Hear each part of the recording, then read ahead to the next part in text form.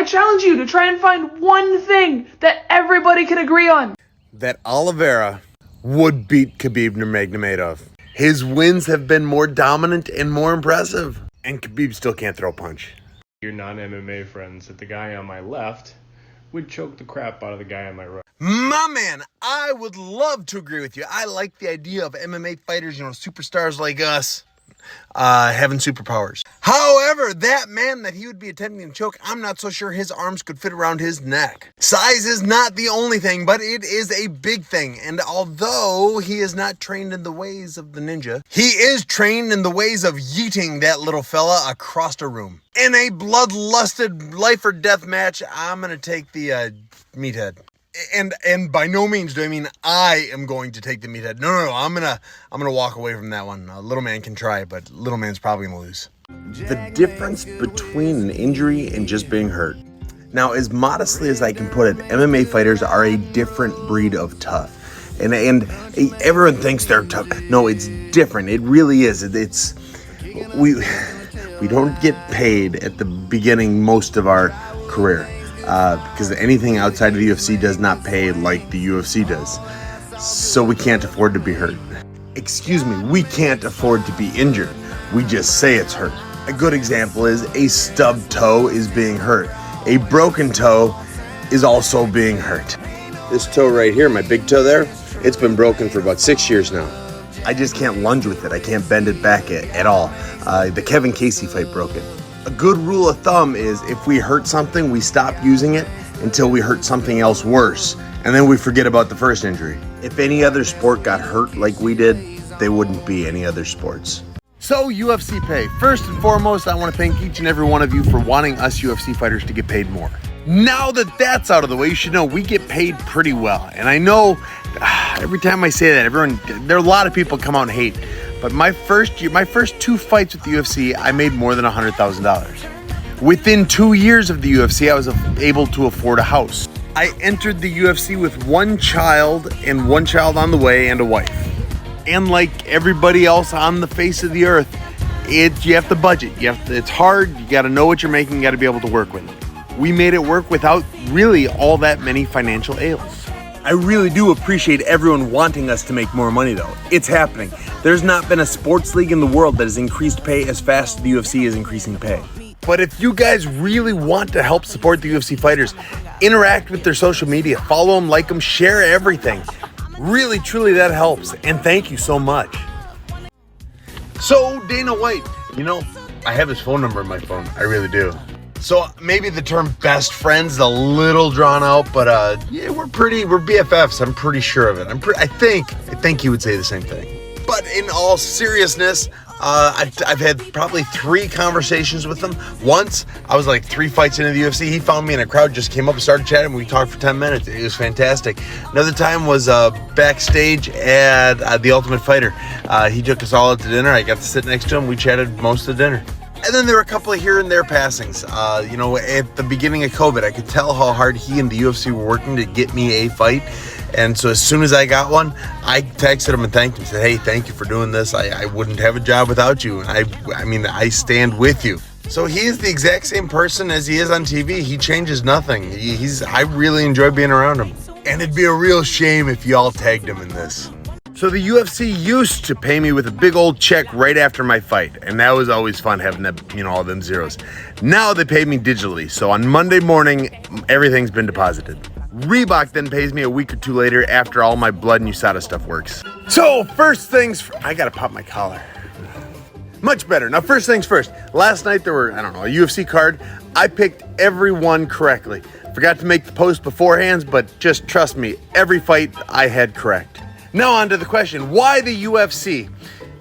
You know what? It just pays more. It is. I have fought for almost every organization in the world. Now organizations keep being expanded and built, like the PFL. I've not fought for them, but I've fought for Bellator, King of the Cage, MFC. Just around the bend. I've been all over the world. I've been to just about every country there is. That's not quite true, but I've been to 14 of them. And there is not a promotion in the world that has treated me as well as the UFC and pays me as well as the UFC. At the end of the day, we are prize fighters. We do it for the honor. No, we do it for the paycheck.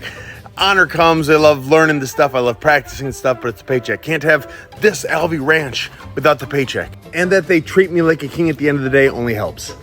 So I have over 80 fights, and in those 80 fights, I have fought in just about everything. I fought in rings, I fought in cages, I fought in back alleys.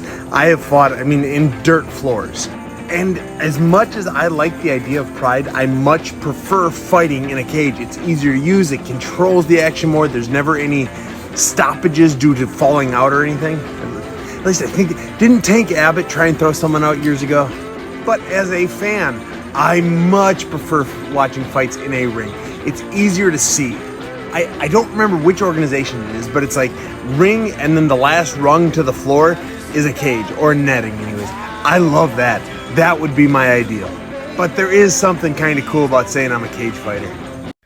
Francis is one of my favorite fighters. I love watching him fight. The power he possesses is just, it's incredible. Is he as technical a fighter as Mr. Cyril Gane? No, he's not. But you don't have to be when you hit like a truck. So if the rematch happens, I'm taking Francis again. I don't tell anyone, but I'm going to take Francis versus Tyson Fury as well. Jake Paul visits Dallas Cowboys ahead of potential NFL career. So it's official. Jake Paul is the greatest boxer that has ever lived. Jake Paul could probably dunk on LeBron. And if he wanted to, he would be a first-round draft pick for the Dallas Cowboys. And I hate to say it, he's definitely not a douchebag that calls out retired wrestlers and then brags about being the greatest in the world. And also he does YouTube or something really well. UFC fans, Sean Strickland will beat Izzy Adesanya. It's going to happen. Sean will be the champion.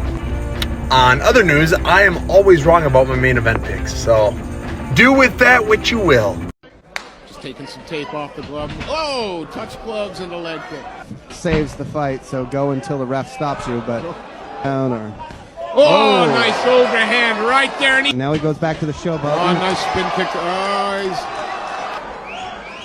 Oh, we're getting a bit Connor out of him. And He's hard to get a hold of. counted there. Oh! So again, a lot of showboating by Joe in this second round. And then a jab to follow it up. Again with the jab. Oh! Yes! Always sinks! And that's exactly what I said is Unbelievable! you don't do that kind of stuff. Ends up getting paid for it. And Sagas just waited. Wow. This was probably the nicest comment I got. I get that you disagree with me on this, but man, you guys went for the jugular. It is a fight. I do think it's going to happen. We'll be able to settle it in the comments. This is one of the nicest comments, so thank you for that. Hey, also, I know how to say his last name, but I know if I say the last name's wrong, people comment a lot more, so it's just a little strategy I have. It's like when I talk about George Masvidal or Chuck Little. Those guys, I say the names wrong. You guys like correcting it, so I like doing it. Anyways, Sean Strickland is going to win the fight. Sean's volume is so... Name the last person Izzy has fought that fights with a volume. Izzy is able to dictate the pace of anything because people are allowing him to dictate the pace. People allow him to back off, to throw the single strikes, to throw the little things here and there. It was probably Gastelum was the last one that had a higher punch count, but it was the same combos over and over again. Sean's going to overwhelm him, and I love Izzy Adesanya. What it could look like. It's all about boom, sneaking off the sides, come with those rolling fists. There you go, work the swings. What it should look like.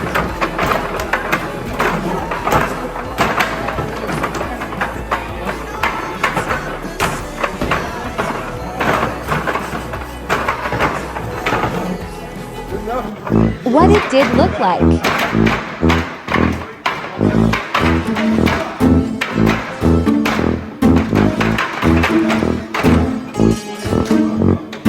So, common question I get is, how do I stop being nervous for fights? Let me tell you what, I've had 15 fights. Fellas and fellaritas, I've got close to 80 fights. I might be over 80 fights. But either way, I've never been nervous. I don't mean that as a brag either. I'm just for a fight, I have never been nervous. I've always claimed it's because I love the sport so much. I loved the sport before I knew it was a sport. I never watched it. I was a big fan of Jackie Chan and Ninja Turtles when I grew up, and I thought that's what fighting was. But now that I'm a professional badass, or try to be anyways, the nerves just never came. I mean, I was probably 7-1 as a professional before I learned there was a UFC. I said, oh, well, I'll do that. As for advice to those that do get nervous, realize that you are part of the 0.00001% of people in the history of humankind that have ever done this. Realize that you are a unique part of history and a part that is so hard to replicate. Go out there, enjoy the experience, and get that hand raised. Also, I've heard cantaloupe helps with nerves.